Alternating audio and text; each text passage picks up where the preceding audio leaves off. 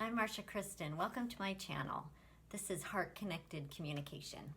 And this is where you get to learn life-changing communication and relationship skills that will help to support growth and change for yourself, your relationships, and will really help make the world a better place.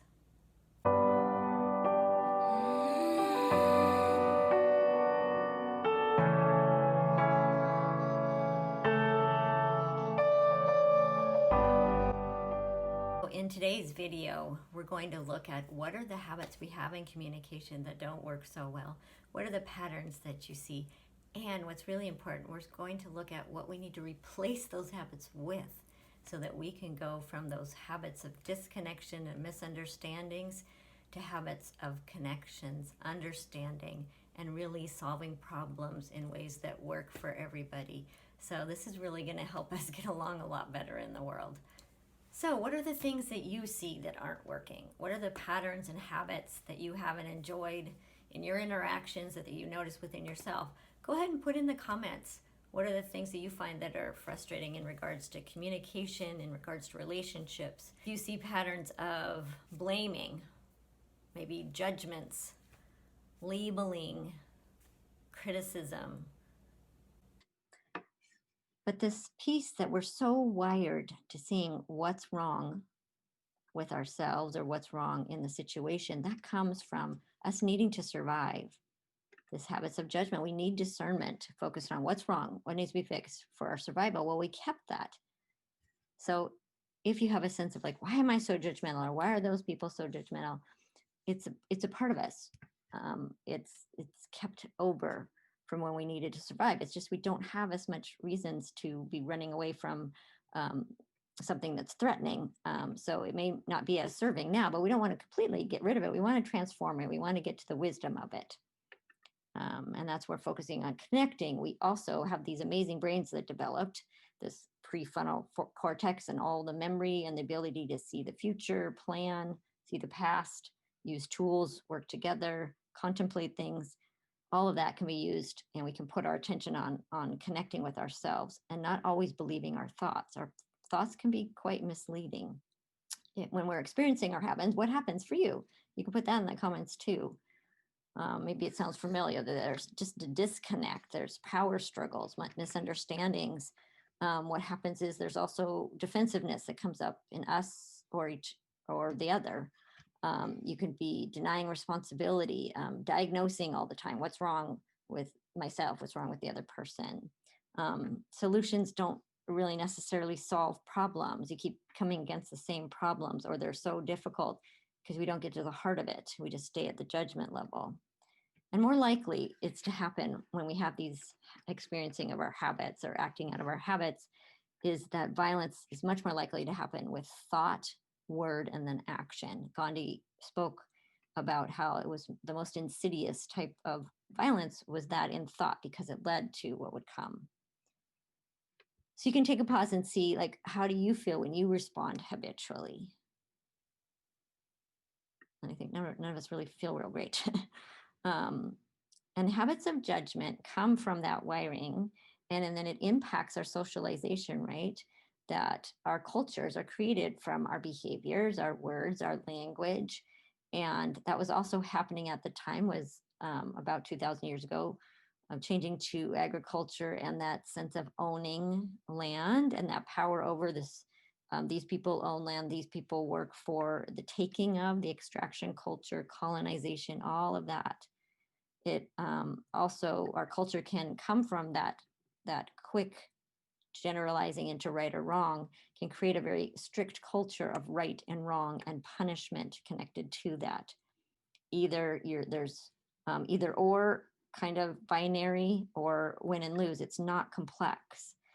And what happens is kind of our only choices are submit or rebel. So now, in order to change our habits that we have, we need to know what to put in its place, right? So habits of heart, connecting with ourselves, connecting with others. And this is where really we need kind of to reclaim our language, kind of get a 3.0 version of what's already within us and come back to some ways of connecting with ourselves. And that's what nonviolent communication really has, a piece that's at the heart. So that our hearing, we can transform that judging of ourselves and others to habits of heart, connecting with ourselves and connecting with others. So we're actually hearing things differently and being able to translate and transform those judgments. If we were together in person in a room, I would have these all on cards, each of these words around a circle. So you can just imagine that you're there sitting in a circle, looking at all these qualities, all these words, but what's behind these two-dimensional cards? So I'm going to invite you here to take a look at these, kind of drink them in a sense. Not just passing over, but slowing down. Are these things that you enjoy? Are they things that you appreciate? And as you look at these words, are there things that you really have a sense of having, or maybe some things that you're really longing for, that you really value? What does it feel like in your body? Strange question, but it really helps us come back to our body. Like, is there lightness or a little smile or joy? It's like, oh, these things are wonderful. Often, if I ask people, what are the things that help you thrive? What are the things at the end of your life? And a lot of these words come up just naturally because we all share these. These are universal human needs. It helps us thrive. We have surviving needs: air, food, water, shelter, nurturance. And then there's like these thriving needs. And this is what Marshall Rosenberg termed these. But what are some other words that you would call these qualities? Maybe values or wishes, goals, hope. Some people say motivation. And there's one person that I think his name was Alan Searle. I asked, and he said social vitamins. And I thought, oh, he was a physician, and that made sense. These are social vitamins, things that we really value. They're precious. Marshall also called these beloved divine energy, because there's an energy to these. We feel them when we have a connection to them. There's meaning there. And when we have a sense of agency to meet these needs, we find all kinds of strategies. The more likely we are to find strategies that work and that work for all when we're connected to these things. So some of the underlying assumptions in nonviolent communication I have found really powerful. It's such a different way of thinking. So human needs are universal. It doesn't matter where I go, who I ask, or who you would ask. No matter what your experience, your background, these same qualities would come up. They may not be up for us at the same exact moment, and yet we all share them. It's our common ground. So the ways that we meet our needs may not be the same, but human needs are universal. So, ta-da, this is a big piece. Game changer, kind of number one, life changer. All actions are attempts to meet needs.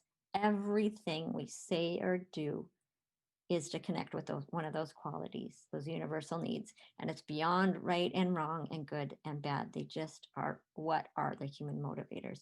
And knowing this, it helps us get to the heart of what's going on for us, others, a group, all kinds of things. It's wonderful information that we aren't often taught. We start in kind of the core, the heart, the center of nonviolent communication with the needs. And there's 4 parts to kind of reclaiming our language, which helps us shift to that different paradigm, that different being, that consciousness. Okay, so there's form, 4 pieces, and it's used 3 different ways. But the big pieces are intention. Instead of our tension being to prove we're right, to defend, to make a person wrong, to avoid punishment, or to give punishment, it all has to do with the sense of connection.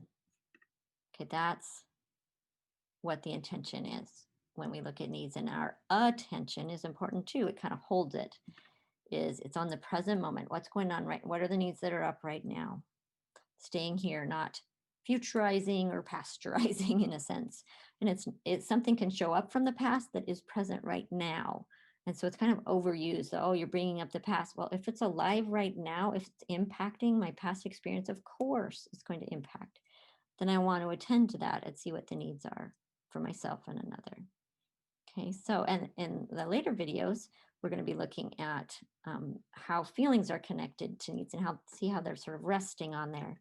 And before that, our big pause is, instead of evaluations, sometimes it's helpful to get actual observations of what's going on internally and also externally, and also holding that observations often have bias. Well, often always have bias.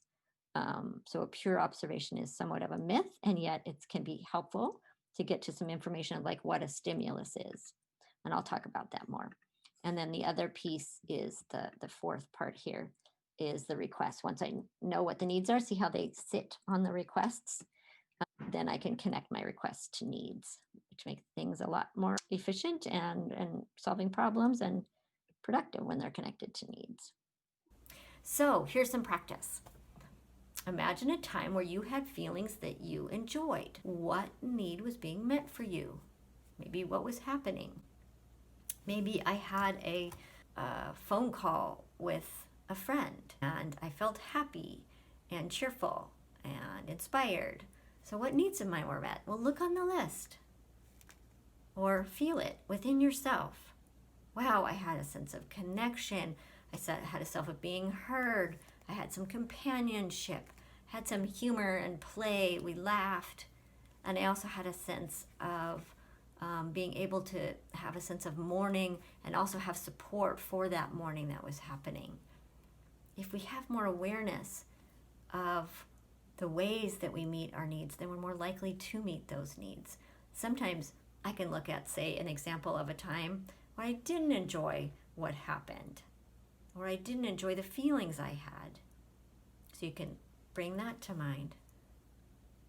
What were some of the thoughts that you had? Maybe there was a situation at a family gathering where someone said something and you felt frustrated and angry and disappointed. And maybe you began to speak and something happened where you didn't have a sense of being heard. Maybe you were longing to be understood. Maybe you were longing to have some shared reality and some sense of being understood for your experience. Maybe you wanted some sense of compassion. Maybe you were longing for some empathy, some respect and consideration. So we can take anything that we think or say or do, and we can translate it into a need. So here's the practice. So coming to the end of the video here, so that you can have time to integrate some of this. In your day, write down any judgments you have of yourself or another, whether that be termed positive or negative. And then look at what were you longing for, what needs came up for you or for another that you imagine another might be having. So have some awareness of what needs are there and see how you feel with that. See how that changes things and what different strategies then come to meet those needs. Or maybe you'll be aware of some ways that you met a need that, wow, you really didn't even notice. So that's the first thing. And make sure that you come back for the next video, because we're going to be talking about something super important, which is how to change our relationship with feelings. Really the second biggest game changer is all the different things we've learned about feelings that aren't so helpful. So I'll put the different videos and links, and make sure to comment on how this video was for you. Go ahead and do that like so that more of these videos can get out there. I hope you have some needs met today. Thanks for sharing your hearts with me. Where do you go when you can't? Where do you go when you can't sleep at night?